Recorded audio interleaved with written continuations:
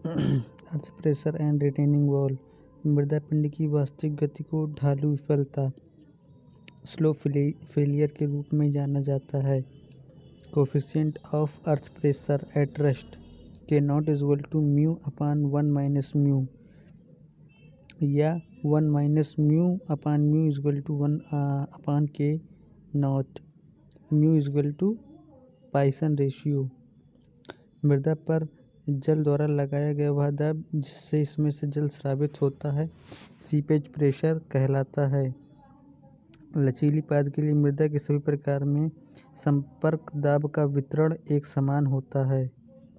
मृदा कार्य के आयतन की गणना औसत क्षेत्रफल, अंतिम क्षेत्रफल तथा प्रिज्मोडल सूत्र मीन एरिया एंड प्रिज्मोडल फार्मूला द्वारा की जाती है। मृदा नमूने के समीकरण परीक्षण में रंध्र जल दाब अधिकतम होता है नमूने के केंद्र पर। In the soil specimen of consolidometer test for water is maximum at. यदि उतले गड्ढे की 3 मीटर हो तो पार्श्विक रोक लगाया जाता है।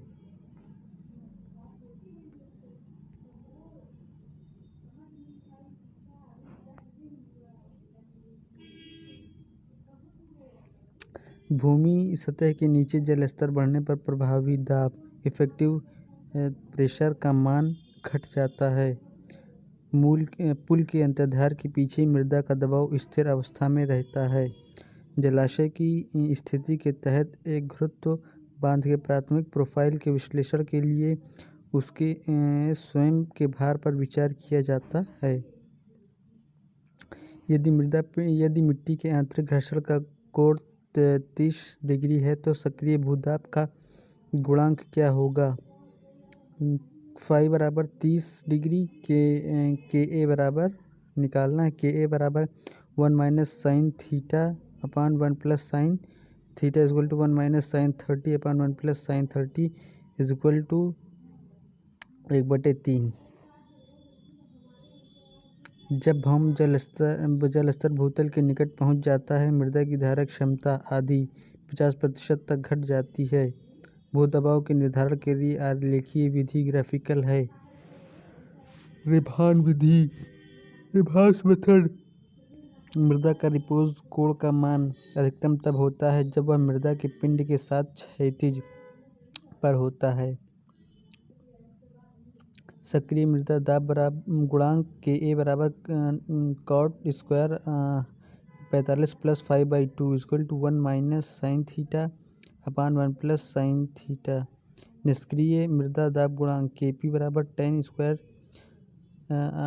45 plus 5/2 equal to 1 plus sine 5 upon 1 minus sine 5। यदि मृदा पर लगने वाला बल प्रतिधारक दीवार से दूर जाने की प्रवृत्ति रखता है तो इसे सक्रिय भूदाब एक्टिव अर्थ प्रेशर कहते हैं। यदि पास आ रही है तो अक्रिय पैसिव भूदाब कहते हैं।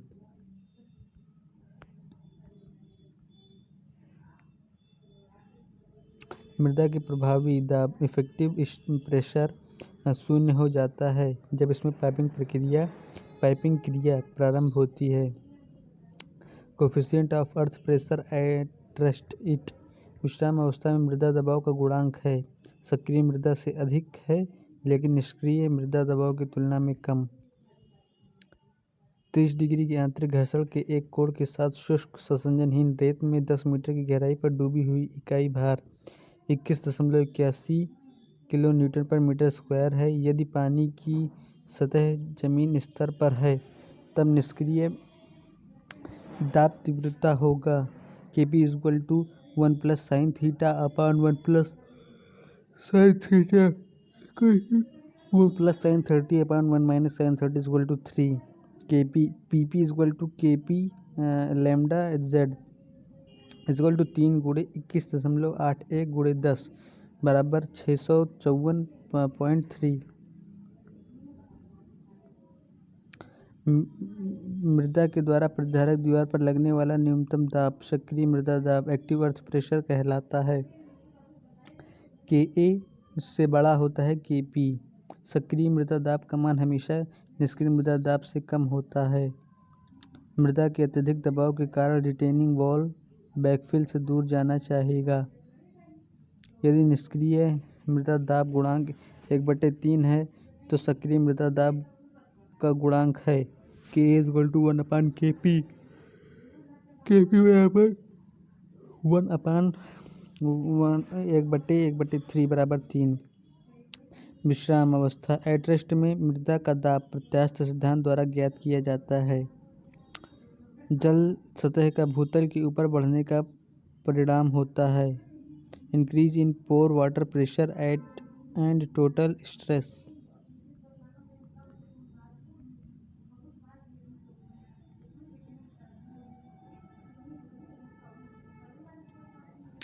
ससंजक मृदा में आंतरिक घर्षण कोण फाई होगा 0 डिग्री।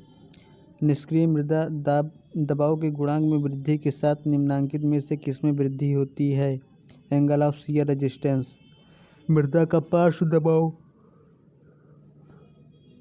मिट्टी की गहराई से कैसे संबंधित है? प्रत्यक्ष अनुपातिक, वर्गाकार, डायरेक्टली प्रोपोर्शनल, स्क्वायर। जैसे जैसे आंतरिक घर्षण कोण फाई बढ़ता जाता है वैसे वैसे जमीन में के सक्रिय दबाव का गुणांक घटता है कि a equal to 1 - sin phi upon 1 + sin phi. Rankine's earth pressure theory assumptions. Soil homogeneous and isotropic है। सॉइल सेमी इनफाइनाइट है। वॉल का बैकफिल वर्टिकल तथा स्मूथ होता है। सॉइल कोहेसिव लेस हो।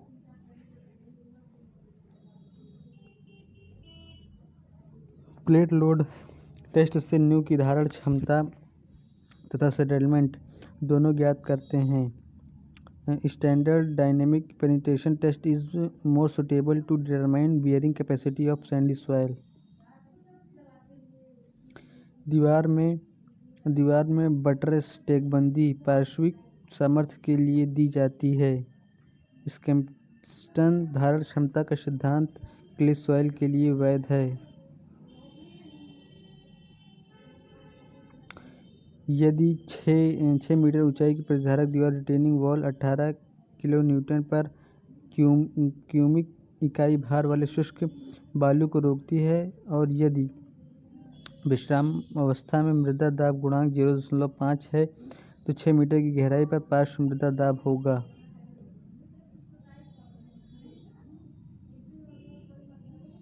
रिटेनिंग वॉल के स्लाइडिंग के लिए न्यूनतम सुरक्षा गुणांक 1.75 लिया जाता है।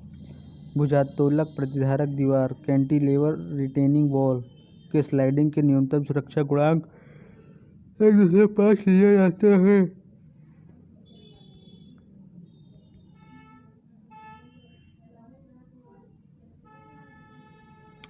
एक मीटर व्यास वाले पाइल का केंद्र से केंद्र की न्यूनतम दूरी 3 से 4 मीटर लिया जाता है।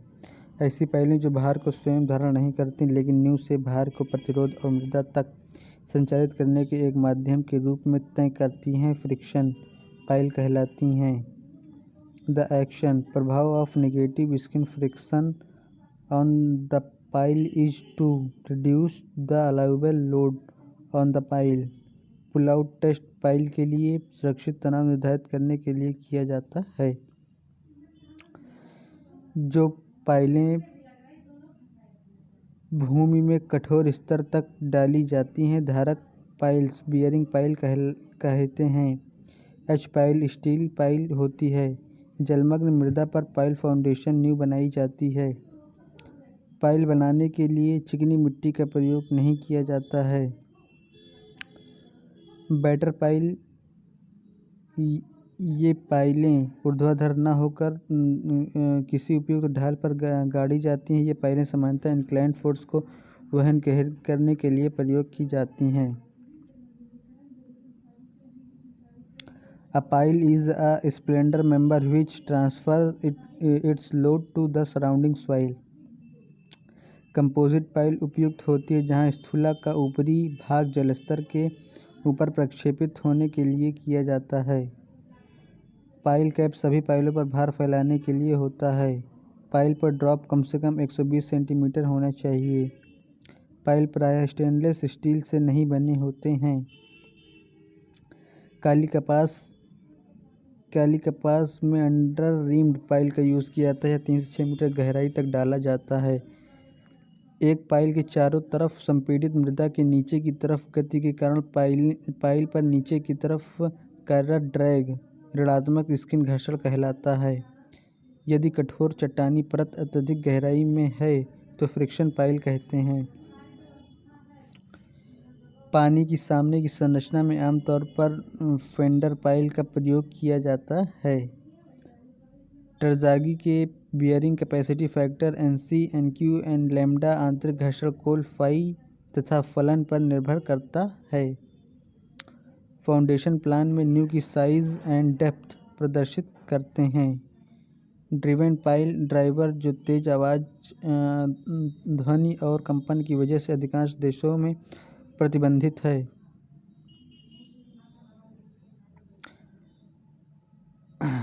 Under reamed pile are generally bored cast in situ piles.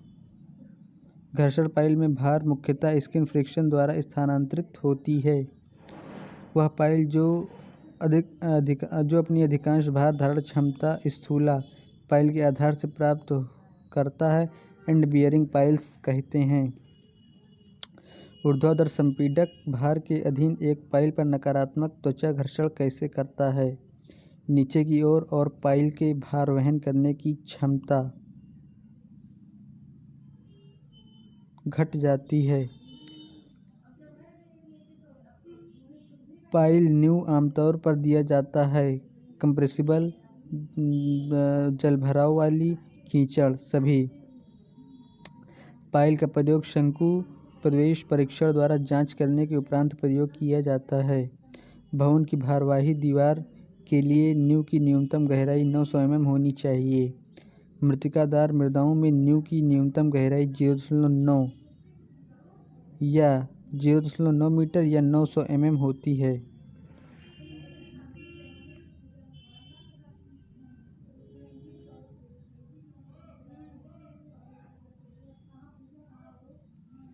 Shallow foundation के प्रकार। जालीदार न्यू शैलो फाउंडेशन है।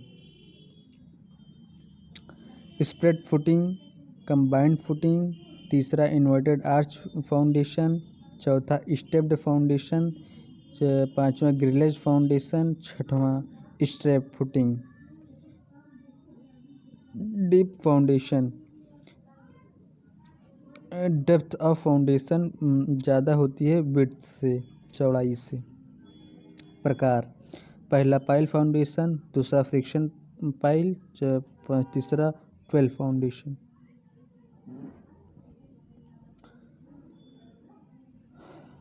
न्यू के भार प्रति इकाई क्षेत्रफल में मृदा में जो कर्तन विफलता शीयर फेलियर होता है उसे अल्टीमेट बियरिंग कैपेसिटी कहा जाता है। रैंकिंग सूत्र। न्यू की गहराई H=P/R upon 1 - sin phi upon 1 + sin phi का होल स्क्वायर, जहाँ R मृदा का इकाई भार, P बराबर न्यू तल पर सुरक्षित अनुमत दाब। मृदा की धारण क्षमता बियरिंग कैपेसिटी की गणना अपरूपण शीयर तथा निषेधन सेटलमेंट दोनों मापदंडों से की जानी चाहिए। वह न्यूनतम भार जो न्यू की विफलता का कारण है। अल्टीमेट बियरिंग पावर चरम धारण सामर्थ्य।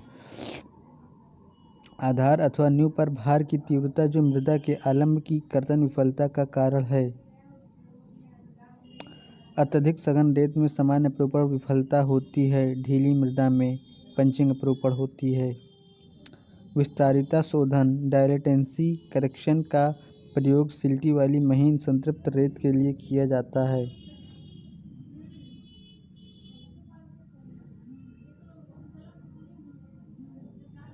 संरचना का वह भाग जो भूमि तल के ऊपर होता है अधिरचना सुपर स्ट्रक्चर है।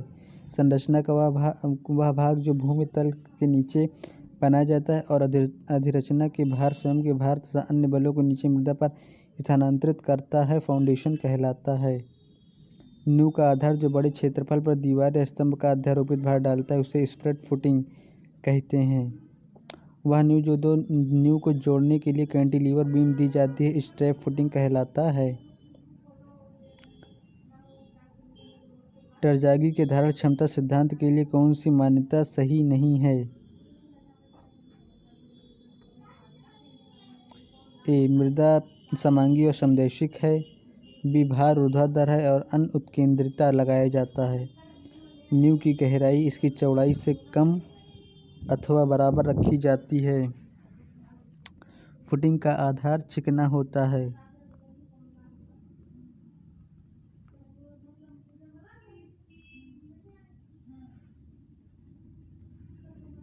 अधिकतम भार तीव्रता की नींव बिना सुरक्षा के किसी भी बैठाव के बावजूद मिट्टी की कर्तन विफलता के जोखिम के बिना सुरक्षित रहती है। सेफ बियरिंग कैपेसिटी कहलाता है। स्थूला आमतौर पर इसके द्वारा संचालित होता है। डीजल संचालित हथौड़ा। बी. ड्रॉप हथौड़ा। सी. एकल कार्य स्टीम हथौड़ा। लकड़ी के स्थूला पर एक कंक्रीट स्थूला का यह भाग होता है। दीमक के कारण कोई क्षय नहीं। लंबाई पर कोई प्रतिबंध नहीं। उच्च असर क्षमता।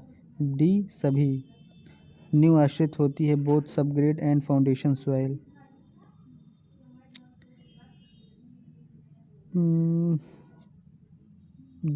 दृढ़ नींव संतृप्त मृदा पर।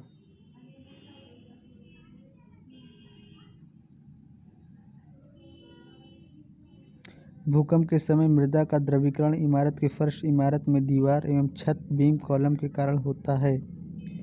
ढीली संतृप्त बालू मृदा भूकंपी बलों के अंतर्गत सबसे ज़्यादा तरलता प्राप्त करता है। नींव के लिए अनुज्ञेय धारण दाब अलाउएबल बियरिंग प्रेशर इनमें से किस पर आधारित है? Allowable settlement and ultimate bearing capacity. न्यूनतम धारण क्षमता होती है लूज ग्रेवल। काली कपास मृदा नींव के लिए अनुपयुक्त है। इसका कारण है फूलना और सिकुड़ना। नींव की अनुमन्य धारण क्षमता के निर्धारण के लिए दो मापदंड हैं शियर फेलियर एंड सेटलमेंट। टरज़ागी के अनुसार मृतिका की शुद्ध चरम धारण क्षमता CNC। वह अधिकतम इकाई दाब जो एक मृदा अपरूपण में वितरण के बिना अथवा संरचना के अत्यधिक निषेधन के बिना सह सकती है अल्टीमेट बियरिंग कैपेसिटी है।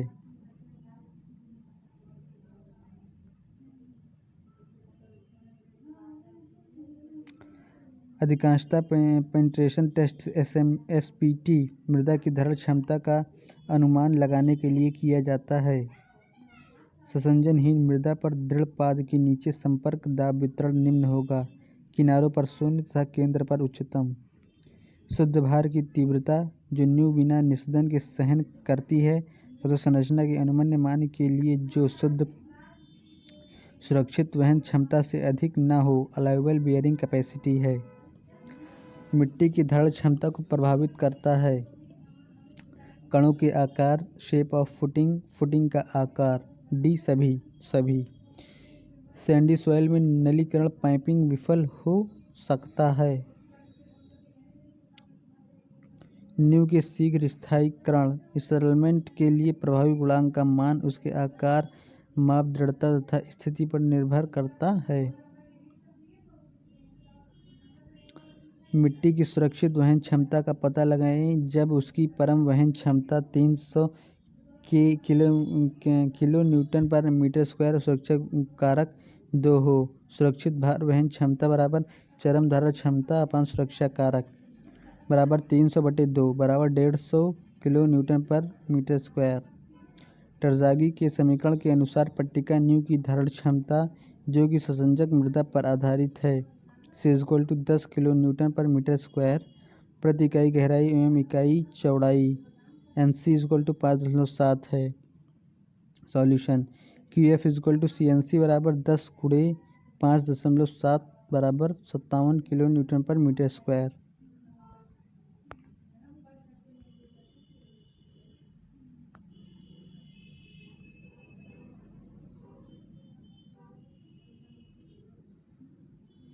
पंक्ति में निर्मित किए गए अनेक स्तंभ के लिए प्रदान की गई नींव ट्रिप है।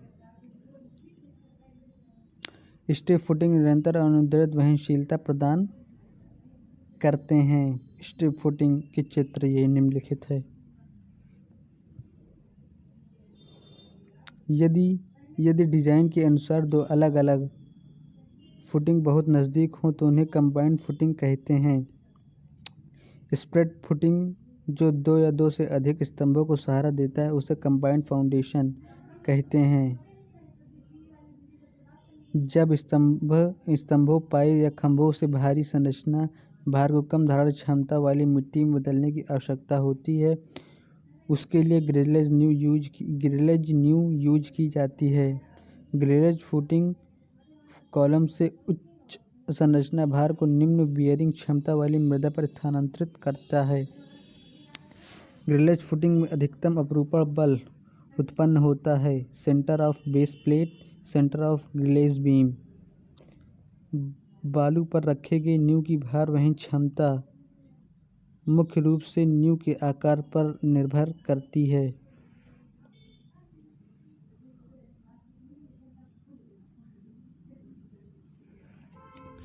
प्लेट लोड टेस्ट द्वारा bearing capacity of soil and settlement की मात्रा ज्ञात करते हैं। प्लेट लोड परीक्षण में परीक्षण गर्त की चौड़ाई कम से कम परीक्षण प्लेट की चौड़ाई से 5 गुना होनी चाहिए। प्लेट लोड टेस्ट जिसकी न्यूनतम माप 300 mm × 300 mm तथा अधिकतम माप 750 × 750 mm तथा मोटाई 25 mm मोटाई की प्लेट इस्तेमाल किया जाता है। प्लेट लोड परीक्षण में IS कोड द्वारा संस्तुत पूर्ण भारित भार 70 ग्राम पर सेंटीमीटर स्क्वायर है। प्लेट लोड परीक्षण बहुत लंबी अवधि के लिए होता है। प्लेट लोड समाप्त करने पर के लिए न्यूनतम 25 mm भू विस्थापन देखा जाता है। प्लेट लोड परीक्षण के लिए आमतौर पर देखी गई सीमा क्या है? समय, पैमाना, आकार सभी। लचीली नींव के लिए संपर्क दाब समान वितरण होता है। अत्यंत दृढ़ नींव आधार पर दाब होगा एक समान नहीं रहेगा। क्रांतिक विफल सतह वह होता है जिसके लिए सुरक्षा कारण का मान न्यूनतम लिया जाता है। Negative skin friction a downward draw acting on a pile due to in downward movement of the surrounding compressible soil to the pile। समलंबाकार संयुक्त नींव की जरूरत होती है जब बाहरी स्तंभ के बाहर वाला स्थान कम होता है, बाहरी स्तंभ भारी होता है।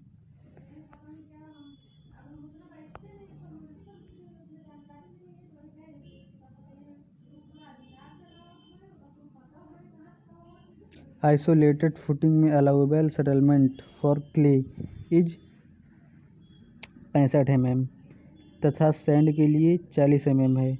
आइसोलेटेड फुटिंग अगर बलुई मृदा पर बनाई जाती है, इन नींवों के लिए अधिकतम विभेदी अंतर निस्तर से ज़्यादा नहीं होना चाहिए। 65 - 40 = 25 mm। राफ्ट फाउंडेशन में अलाउएबल सेटलमेंट क्ले के लिए 65 से 100 mm होता है तथा सैंड के लिए 40 से 65 mm होता है। यदि मिट्टी की धारण बहुत कम हो और फिर भी यदि पाइल व्यवहार्य विकल्प न हो तो ऐसे स्थानों पर सर्वोत्तम विकल्प मैट राफ्ट होगा। मैट नींव का प्रयोग किया जाता है नींव क्षेत्र बढ़ाने के लिए जहां और मृदा मुलायम हो।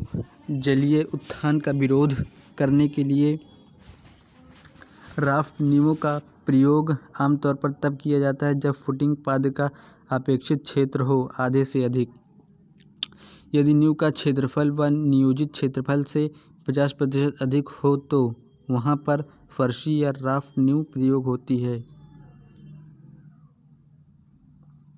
वह नींव जो सिंगल यूनिट के भारी संख्या में नींव के भार को सहारा प्रदान करता है और भार वाले पूरे क्षेत्रफल को कवर करता है, राफ्ट नींव कहते हैं। संरचना के समूचे निचले भाग के ऊपर कार्य करने वाले मोटे आरसीसी स्लैब से युक्त नींव राफ्ट नींव कहलाता है। उथली गहराई पर यदि मृदा के पास अच्छी शक्ति नहीं है तो एकमात्र विकल्प है राफ्ट फाउंडेशन। फाउंडेशन में पाइल्स लिए जाते हैं गहराई जहां तक वहन क्षमता तथा घर्षण प्रतिरोध से अधिक हो। ग्रुप पाइल की तुलना में एकल पाइल का निपटान अधिक होता है। क्षेत्र के भूविज्ञान मैं सुना तो मामा आएगी।